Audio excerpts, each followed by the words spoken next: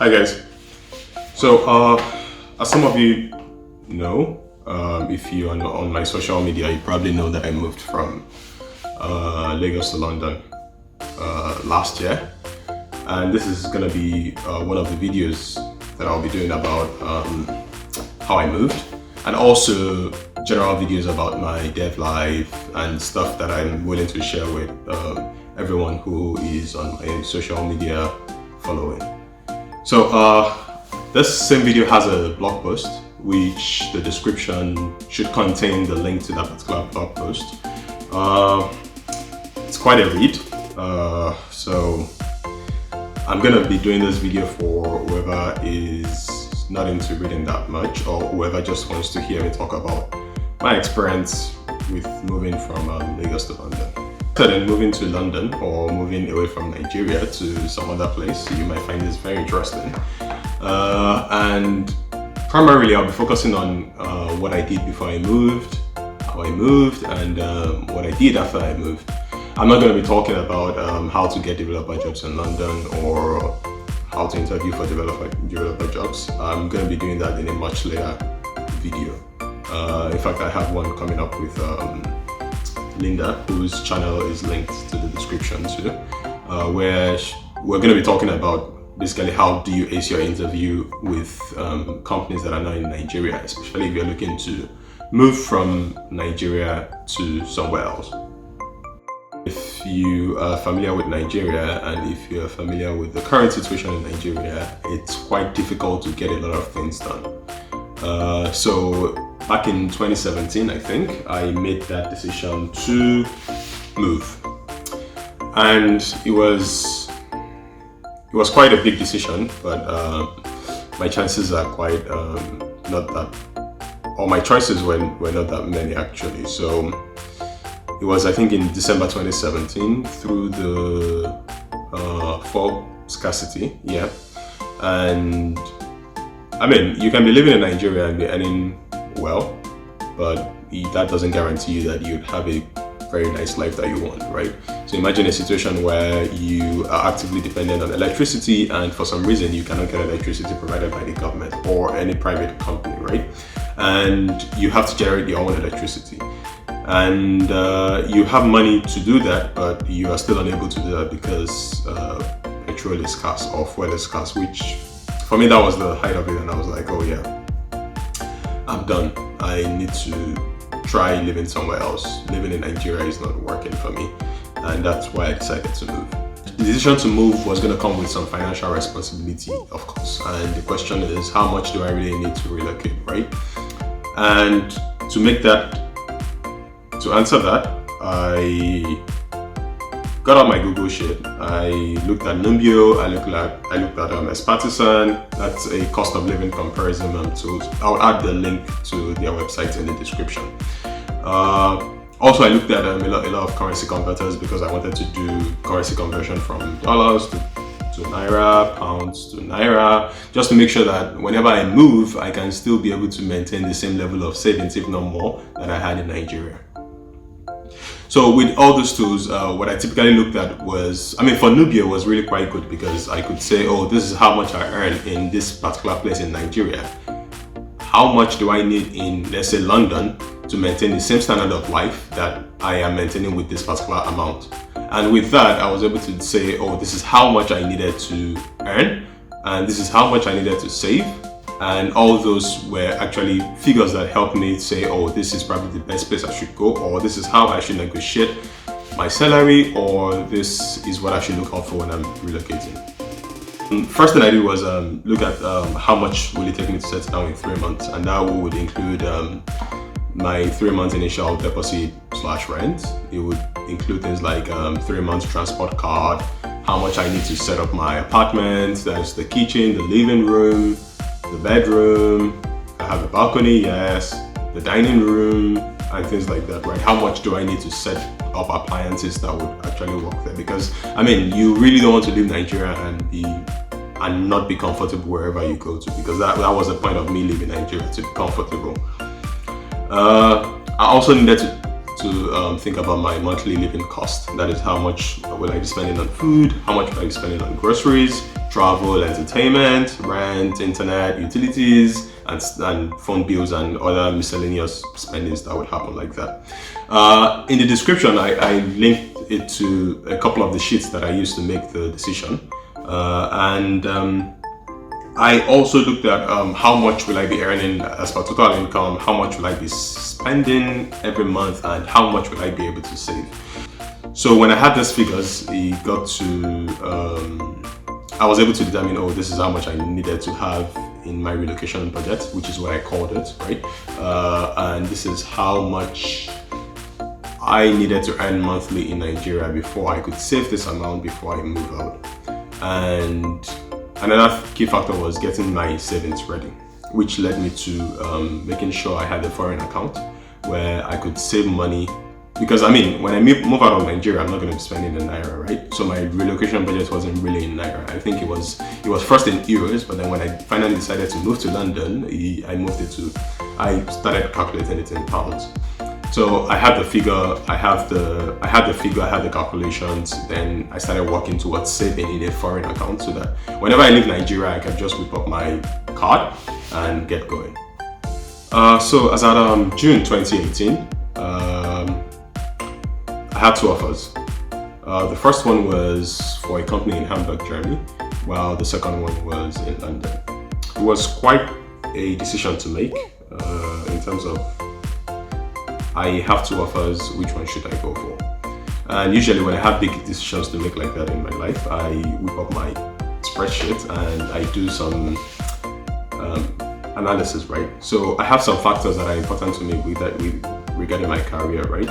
Which I have always used to make decisions regarding my next job.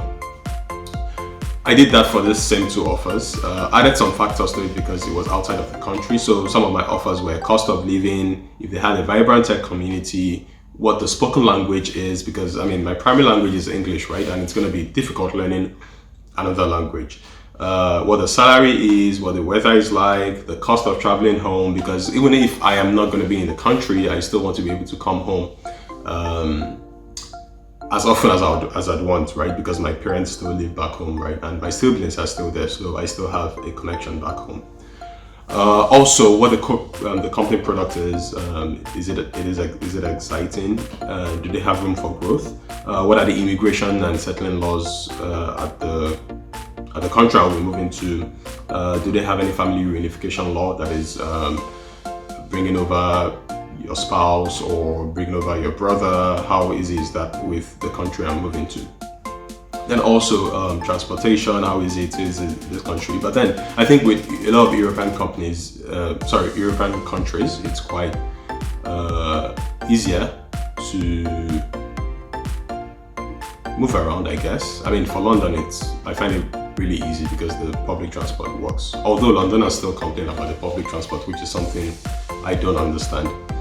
All right, so if I have acquaintances or family over there, that's another factor. What the future of the company looks like, what the reviews of the company look like, are they offering stock options, and how much will I be able to save in this place, and how much will I need to set up, essentially, right? So those are the factors that I looked at to decide which of these offers I would take, right? Because they were in two different countries, they were in two different cities, right? At the end of the day, it came down to London having more points than Hamburg, right? So when London won, it was quite, I mean, honestly, I was tilted towards London when the offer came, but then I just needed to be sure, right? Because what I do when I have to make big decisions is to make sure that I can recreate that logic, right? So even if it ended up being a bad decision, right, I can take steps back to actually look at what went wrong, what did I misunderstand, what factors led to me making that wrong decisions, right? Because you don't want to do the same thing over and over, right? So I needed that scientific process, to actually arrive at a decision that I'll be comfortable with. So when I made the decision, right, the next thing was, what do I need to move? And the first thing was getting a visa. With London or the UK generally, you need need a tier 2 general visa to be able to work in London. To get a visa, you need a certificate of sponsorship for a skilled worker, right? And your company who is employing you has to be a sponsor. And what that means is they must be eligible to bring in expatriates from other countries into the UK to work. And it's a points-based system, right? So factors like how much does this person earn? Have you made sure that you've checked within the UK that you cannot find anyone to do the job? Those requirements are necessary for the employer to go through to come up with a certificate, for them to be able to get a certificate of sponsorship.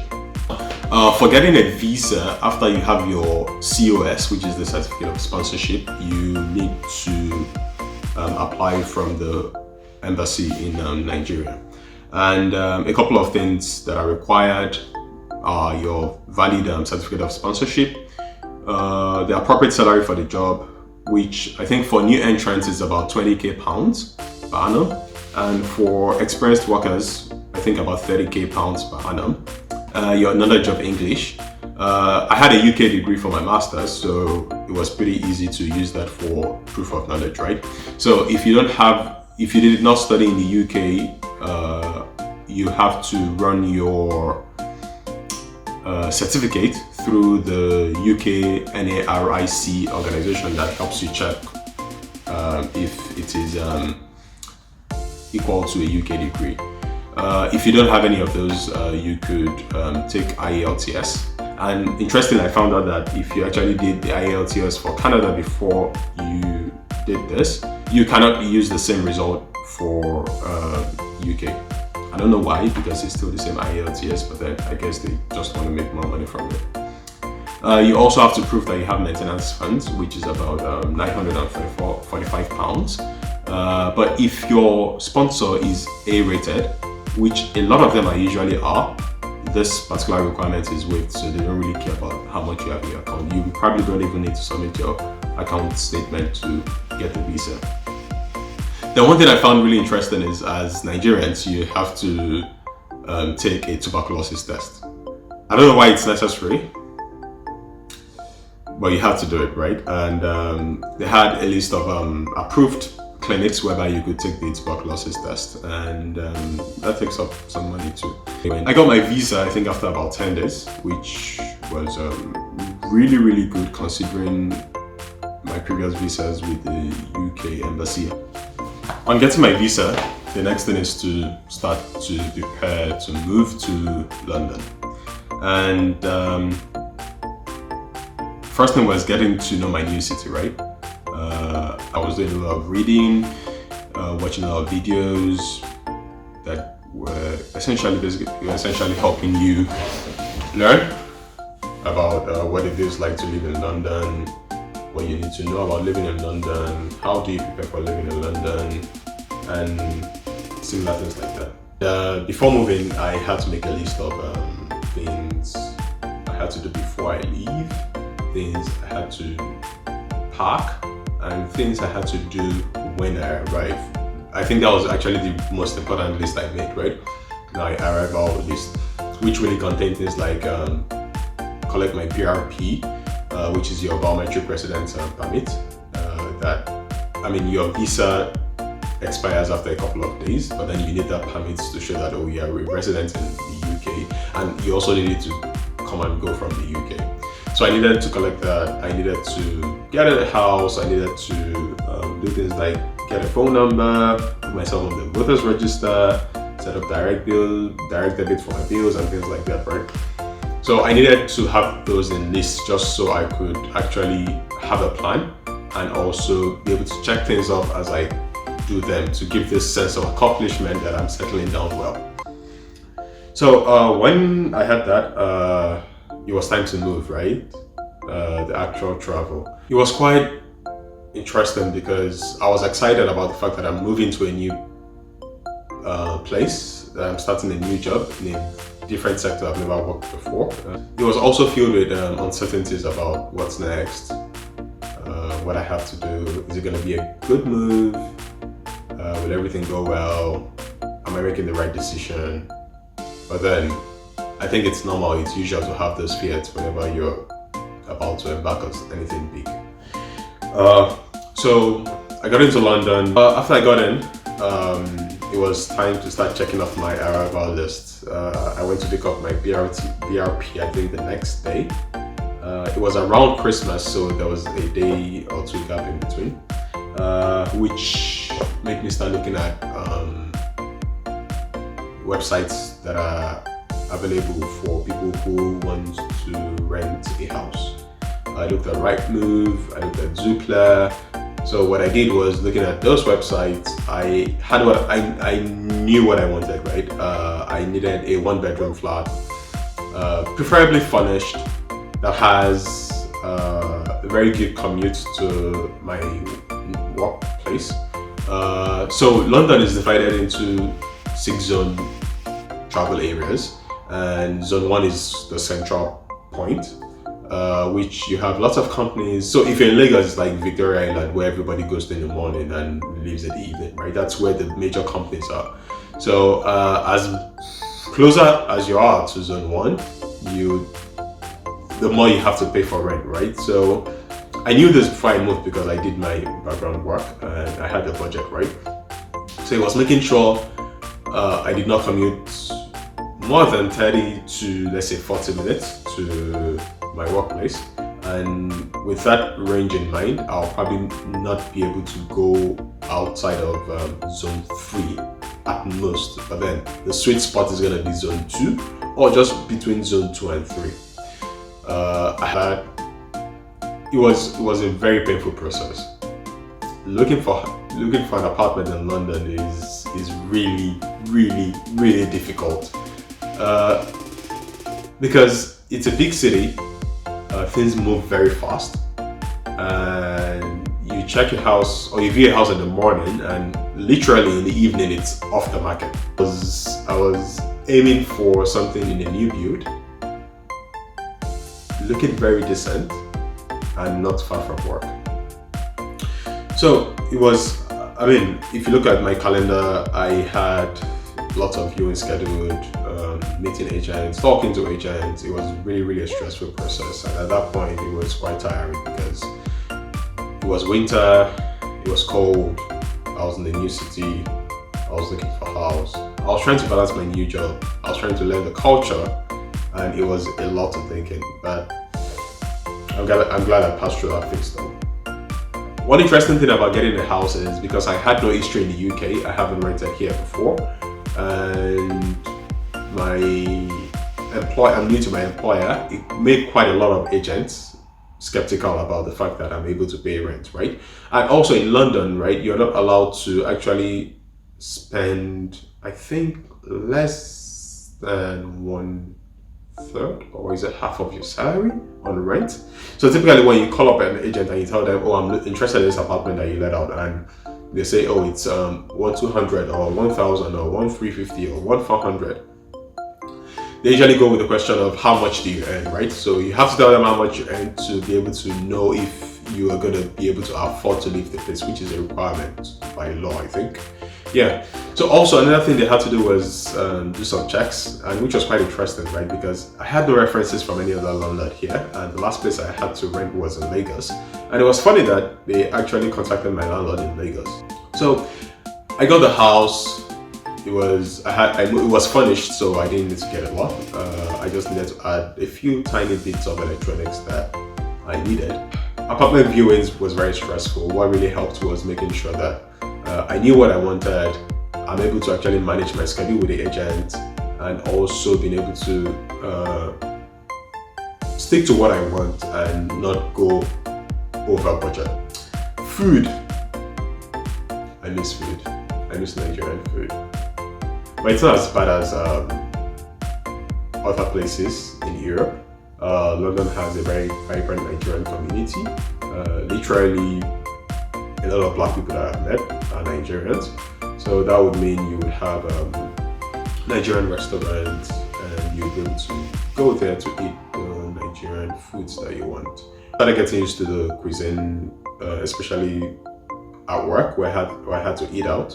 with colleagues, and we had to try different restaurants. So trying different food from different culture was very good, and the fact that I could come back home and I could order Nigerian food was quite good for me. And that thing is networking, making new friends, right? I really find, or when I moved, I really found London to be very isolating, right? It's a city of 8.5 billion people. Not billion, million actually. 8.5 million people, and it still felt isolating at some point because it's a new place, right? It's not home. And what I had to do was make sure that, when the reality set in, I had to make sure that I turned into a home for myself, and which meant meeting new people, networking, making new friends. And that's what I started to do at some point. Looking at meetup.com, looking at anything that has to do with Nigerian or tech, signing up for those, also with mutual friends, talking to them. Hey, I'm new in London, do you know anyone in London who fits into my kind of person? Because of course you don't want to make friends with everyone, but you just want to make sure you are friends with people who share similar traits as you do. So that was quite interesting, meeting a lot of people. And so far, this is my 3rd or 4th month here, and I've really met some amazing people. If you're on my social media following, you probably see lots of tweets and banters and pictures going around with the people I've recently met, which they've been really, really, really cool people. So I think that's pretty much about it. I have a link, or I have links to some of the things I've talked about. That's how I did my budgeting, how I did my finances, the tools that I used to look for apartments, and also the link to the blog post that actually talks more about a lot of these things that I've touched on. I'll be looking to do more videos like this in the future. I'll be looking at doing videos about tech specifically, because this is not tech related, but I felt I needed to share my experience. So more videos about tech, that is getting into the community or getting into the ecosystem. I'm not really a community person, but getting into the ecosystem, how I learned what I learned, how I did up my experiences, how I went through challenges and how I overcame those. Things like how I got interviews, a bunch of those, and we'll probably be with a couple of people that you know or that are in the same sector and have lots of experience too, so you can hear from them.